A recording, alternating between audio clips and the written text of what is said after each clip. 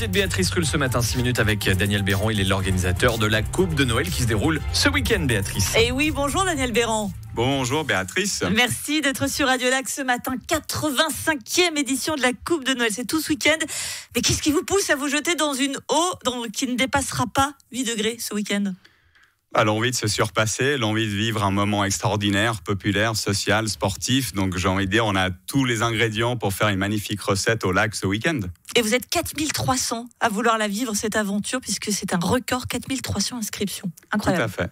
4300 givrés, comme on les appelle, qui vont se jeter entre samedi 8h20 du matin jusqu'à 16h. Et dimanche, on remet ça de 9h à 16h. Donc à peu près 2000 personnes par jour. Donc en effet, 4000 et 4300. Parce que la Coupe de Noël, ça dépasse largement le fait de juste mettre un petit doigt de pied dans l'eau. C'est beaucoup plus que ça.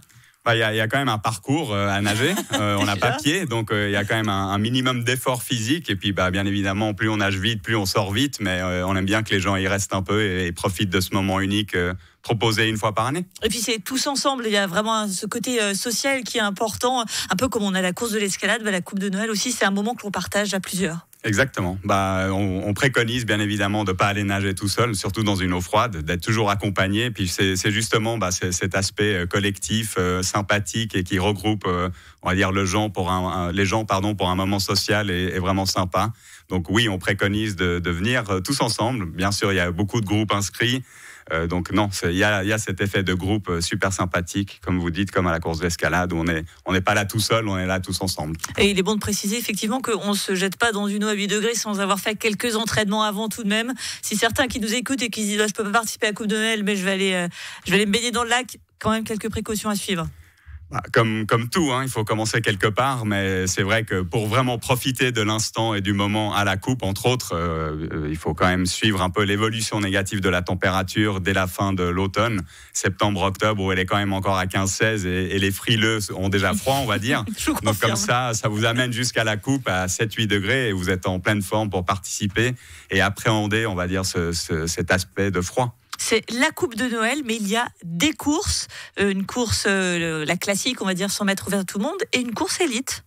Exact. Comme chaque année, il y a une course élite, donc contre le chrono. Il y a à peu près 500 personnes contre le chrono, et on a 2 séries phares qu'on appelle The Race. Donc pour les femmes et les hommes, où c'est un peu 25... C'est très télé-réalité, ça, The Race. Oui, The Race. Je sais pas, c'est venu comme ça. On s'est dit, c'est assez sympa comme nom. Donc là, c'est 25 nageurs et 25 nageuses qui se battent vraiment dans la série principale. Donc un peu le grand chelem de la Coupe de Noël. Et les 450 autres sont aussi classés dans d'autres catégories. Et bien évidemment, le côté humoristique avec plus de 3500 inscrits qui viennent entre collègues, entre amis, en famille.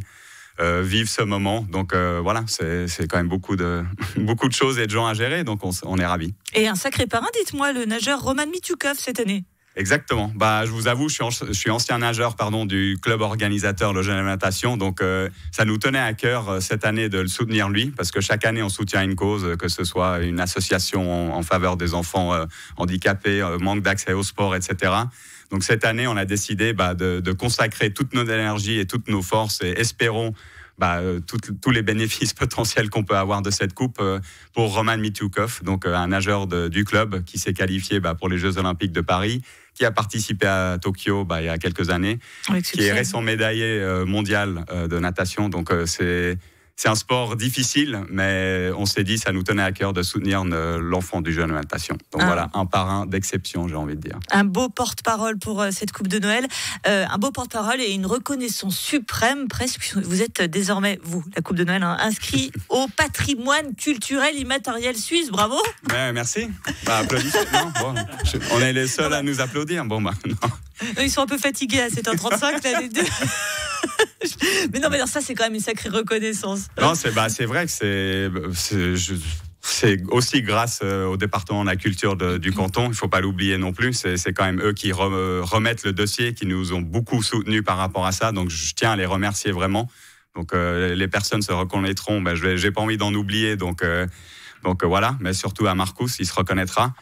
Et tout ça pour dire justement, c'est une reconnaissance, c'est une récompense. Je pense que c'est une fierté pour Genève aussi, parce que Genève fait beaucoup pour l'accès aux eaux vives, et c'est aussi l'eau vive qui a été récompensée, pas que la Coupe de Noël. Donc oui, ce côté social, ce côté intergénérationnel, comme on aime bien dire, ce côté accessible et ce côté populaire et festif a englobé énormément de critères et de restrictions par rapport à cette nomination. Et vu qu'on en remplissait beaucoup, si ce n'est tous, on a été étonnés, mais plus qu'appréciés d'être quand même nommés au patrimoine immatériel culturel suisse, comme vous dites. Vous avez tenté l'UNESCO ? Pardon ? Vous allez tenter l'UNESCO ? Je crois que c'est indirectement en lien avec l'UNESCO. Donc, c'est une reconnaissance mondiale. De nouveau, oui, c'est la confédération qui nous remet quelque chose, mais c'est représenté par l'UNESCO, en effet. Après, on a bien la des Alpes à l'UNESCO, pourquoi est-ce qu'on n'aurait pas la Coupe de Noël ? Pour terminer sur une note un peu plus chaude, si je puis dire, il y a un jacuzzi géant chauffé au feu de bois au sein du village de la Coupe de Noël. Une fois qu'on s'est baigné, ça va en motiver plus d'un. Exactement. Vous pouvez même venir avec votre maillot de bain si vous voulez. On ne fait pas payer l'entrée. Vous mettez votre maillot. Alors tout de suite, Carole se réveille. Moi, je constate. Ça y est, je peux vous applaudir, s'il vous plaît. Ça m'a pris 6 minutes 30 pour avoir un applaudissement de Carole. J'ai réussi quand même. Bon, bravo à vous. C'était pas évident à cette heure-ci. Non, tout ça pour dire, c'est une touche pour nous qui est quand même assez extraordinaire. C'est pas comme si on voulait installer une douche chaude à la sortie de l'eau parce qu'on préconise pas du tout ça. Mais on s'est dit vraiment pour continuer dans cet aspect social qui regroupe tout le monde, c'est d'avoir vraiment un jacuzzi géant. Mais quand je dis géant, c'est géant. Faut venir voir pour y croire parce qu'on peut mettre facile 60-70 personnes dedans.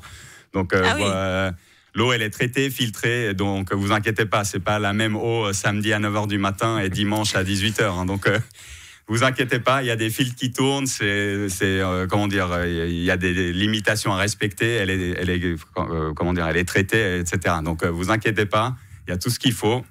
C'est en plus un jacuzzi suisse, parce que ça nous tient à cœur, bien évidemment, de travailler avec tous les fournisseurs et prestataires locaux. Donc c'est un jacuzzi suisse chauffé au feu de bois qui sera là à la Coupe de Noël pour les 4300 givrés. Pour cette 85e Coupe de Noël, tout ce week-end à Genève. Merci beaucoup Daniel Béran, l'organisateur. Merci bien à vous pour l'accueil. Et à très bientôt.